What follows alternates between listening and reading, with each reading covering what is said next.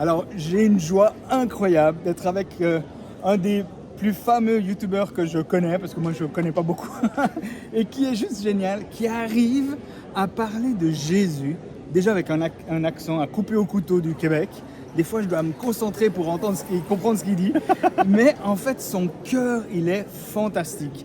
Et j'aimerais juste que tu nous dises en 2 mots, qu'est-ce que tu fais avec ta chaîne YouTube, Sam Parle. Exactement. Tu vois, moi j'allais dire, moi je suis avec un homme incroyable qui croit à l'unité des chrétiens, qui croit qu'on devrait dialoguer ensemble, cheminer ensemble vers la vérité, vers Christ. Non mais attends, on parle de toi. Non, là. je sais, mais c'est difficile de pas parler de toi non plus. En tout cas, ça me parle, chaîne YouTube, l'Évangile en québécois pour les Québécois, par un Québécois, mais qui par la bande se rend en francophonie, en Mais Suisse, en bien sûr. France, dans les îles, en Afrique, en Haïti, et je m'en réjouis. Le but est simple, c'est de prêcher Christ crucifié, mais contextualisé pour notre monde, dans nos défis, avec nos enjeux, avec nos personnalités de manière c'est sûr. inculturée. Ouais. Donc, allez jeter un coup d'œil si ça vous tente sur Ça me parle. Et dis-moi, c'est quoi l'émission que tu as le plus aimée, qui est peut-être pas celle qui a le plus fonctionné, mais quelle est l'émission que tu as le plus aimée? C'était quoi le sujet? Mais celle que j'ai le plus aimée, c'est probablement celle que vous avez le plus appréciée aussi, l'autre bord de l'Atlantique, c'est les jurons québécois. Tabarnak, hostie de calice, Chris, ces jurons-là Je sais même pas de quoi tu parles.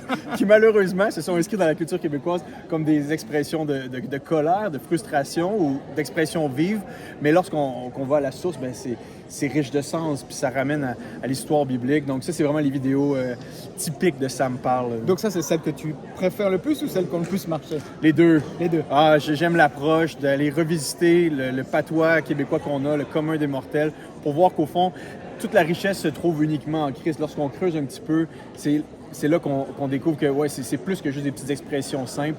Il y a vraiment une richesse historique et biblique derrière. Puis j'ai cru comprendre que tu étais à Genève pour 2 choses. Ouais. T'es là pour quoi? Manger du chocolat? T'acheter une montre? T'as une nouvelle montre? Du chocolat et du fromage. Ah ouais. Ça, c'est les deux choses. Non, mais non. Non, je suis à Genève pour un congrès de Pâques avec l'Institut biblique de Genève et aussi pour me promener dans les rues de la vieille ville Voilà. avec l'aide de conseillers comme Olivier qui me racontent l'histoire de Genève, un petit peu les monuments importants. Et en fait, mon but, c'est de faire une 12aine de capsules sur la réforme protestante. Vous allez voir ça sur ma chaîne circuler aussi. Une 12aine de capsules qui retracent l'histoire de la réforme protestante à partir des rues ici, des monuments, des fresques, des figures qu'on a et voir comment Jean Calvin, John Knox, Bèze, Pierre Viret, Antoine Froment sont des hommes qui ont marqué Genève, mais aussi le reste du monde après. Alors si vous voulez entendre parler de chez vous, ici à Genève, par un Québécois avec un accent à couper au couteau, alors il faut vous abonner à sa chaîne. Lui dis-moi encore une chose, 2033, ça invoque quoi pour toi? Une marque de chaussures ou...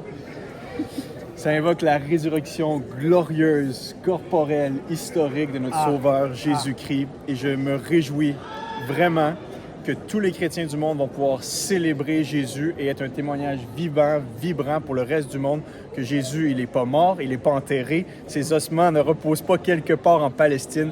Il est vivant, vraiment ressuscité. Alors toi, tu as reçu un don pour parler, tu as reçu un don pour fabriquer des vidéos, pour être rigolo, pour parler le langage simple, mais des choses très profondes. Qu'est-ce que sera ton cadeau pour les 2000 ans de la résurrection de Jésus? Ah ben ça, c'est une bonne question. Hein? Tu sais, j'ai déjà fait une série de 23 vidéos sur la résurrection. Ah ouais, mais il faut regarder ça. 23 vidéos sur la résurrection. Donc peut-être que pour JC 2033, je pourrais me retaper une autre série, mais de 33 vidéos, quelque chose d'exceptionnel. Mais clairement mettre l'emphase là-dessus, Ouais. contribuer comme je peux. Et je crois prêcher la résurrection le mieux possible, le plus possible et le plus largement possible, que ce soit à travers les vidéos ou à travers des rassemblements. J'ai hâte d'y participer pour vrai. Ouais. Alors, n'hésitez pas à l'inviter, n'hésitez pas à l'interviewer, à utiliser ce qu'il fait ou à utiliser ses vidéos et l'envoyer à vos familles, à vos amis, à vos connaissances parce que c'est juste la pure classe. J'aime son cœur. C'est un homme de Dieu et il a une manière incroyable de partager l'évangile. Une dernière chose que tu as envie de dire? J'ai envie de dire la même chose. Merci Olivier, merci pour ce que tu fais, merci pour JC 2033, merci pour le mouvement que tu suscites, la propulsion.